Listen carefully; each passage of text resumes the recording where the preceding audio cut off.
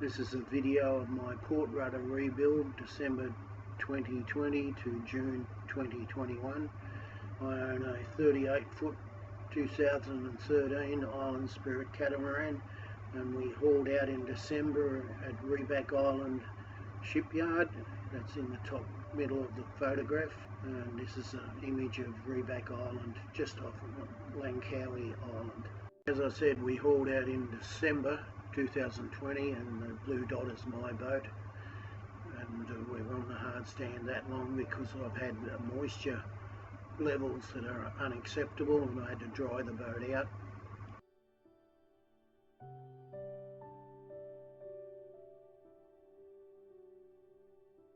I had help removing the rudder by Jamal, the crew captain of the travel lift. We had a little bit of a trouble because of some burring, but we used a wooden mallet and then jarred it, and it fell down onto the plastic support.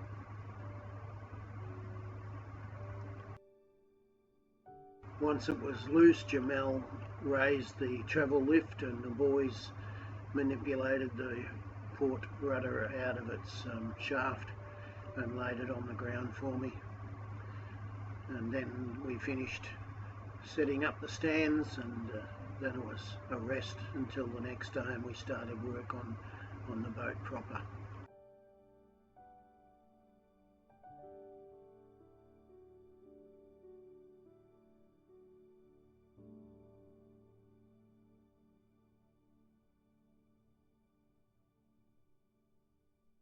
From this video you can see the area that was bent, and also the rust coming out of the top of the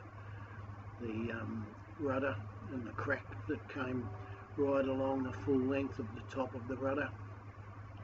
You can see the rust again, and in the bottom end of the rudder there's some damage that had to be repaired. So you'll see that the rudder is still not back from being repaired, and that should come back tomorrow or the next day, and then I'll start repairing the actual fiberglass damage to the rudder. But it has been straightened. It was stainless steel, and it took some effort to do that. You can see in this video a broken bolt, and that was the reason we couldn't lower the rudder properly. Port rudder has been straightened, and new brackets made. There's some pitting on the shaft, but it'll have to do. It's been brought back to the fiberglass. It was fairly easy. It was only copper coat on top of the glass. Because it was full of leaks, I've used a grinder to cut down the centre of it. Still of two minds whether I'll separate it or just fill it with foam as it is, epoxy resin, and clamp it together. So that's still a decision to be made. The steering mechanism has been cleaned up and tidied up, and I found that this was completely cracked and was only holding on by the two bolts that secure the bracket in place that stops the rudder from dropping off into the sea. So I was lucky to find that. I've had that repaired and stainless steel welded back up. I had two new Delwyn washers made up and two spare brackets fabricated.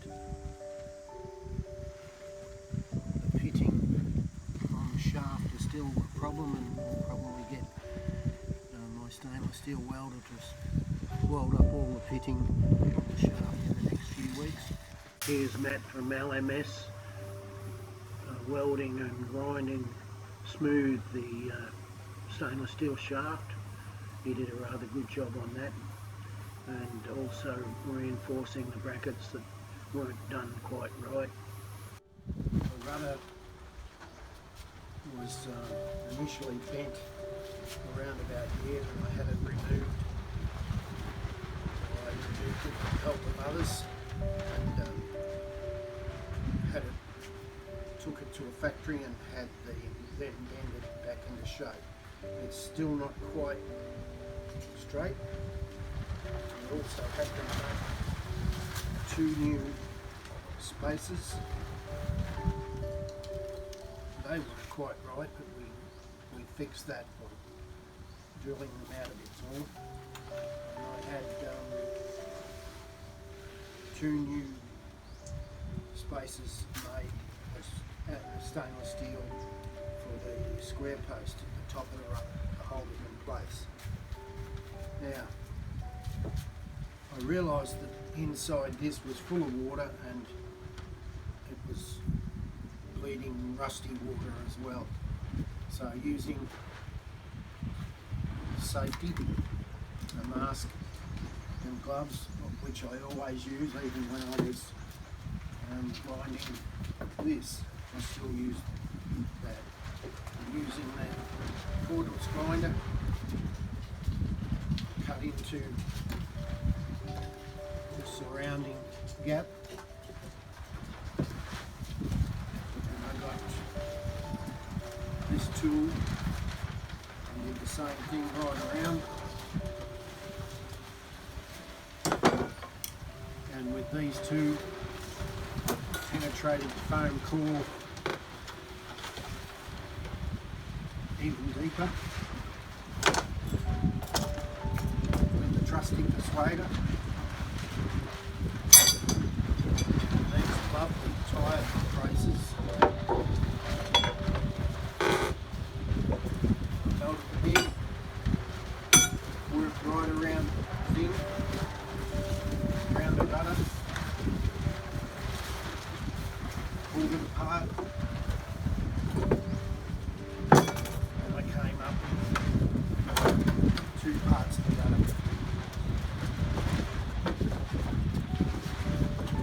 Alright, so you can see in here where the stainless steel post goes in was quite difficult. And I had to break away the fiberglass. This was right up here, so I had to break that away till that came apart. These are the stainless steel arms that hold the post and the rudder movement and strength. And then I cleaned up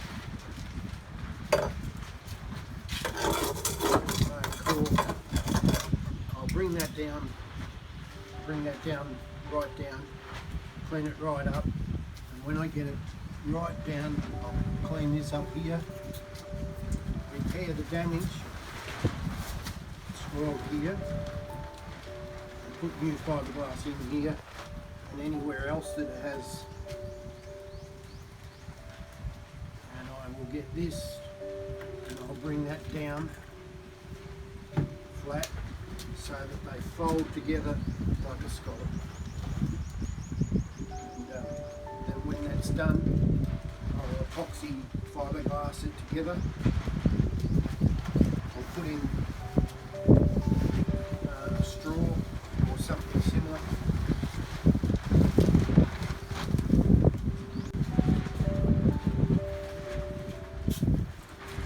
Using the foam product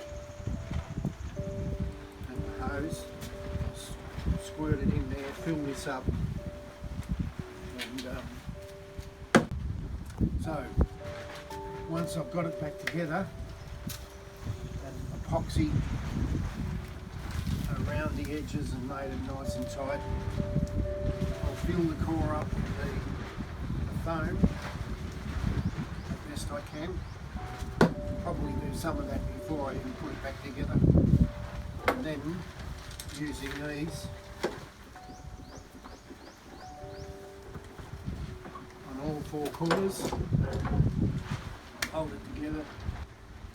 Then I will, using biaxial tape, run the tape around there and epoxy it in and epoxy resin it to make sure I don't have any leaks. So that should do the job. I should have a functional rudder again. Well, I've used my grinder and Gremel tool, I think they call it, to get out the foam core and clean up so that I can see whether there's any water ingress or mould or mildew within the rudder, and then the edges I've made flat so I can glue them together with epoxy resin. I've nearly finished both of them. I actually finished them to a point where they'll actually go together, but I've still got a little bit to clean up. So that's where I'm up to now. My big problem here is this join where the rudder post, the stainless steel rudder post, joins in to the other side of the rudder.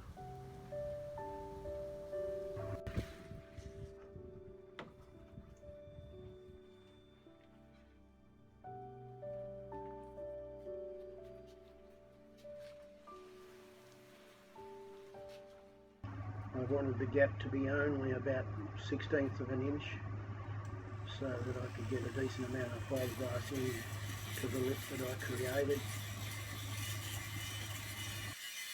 So here is the both sides completed and cleaned up and ground out, and the foam, old foam removed, ready for the new foam.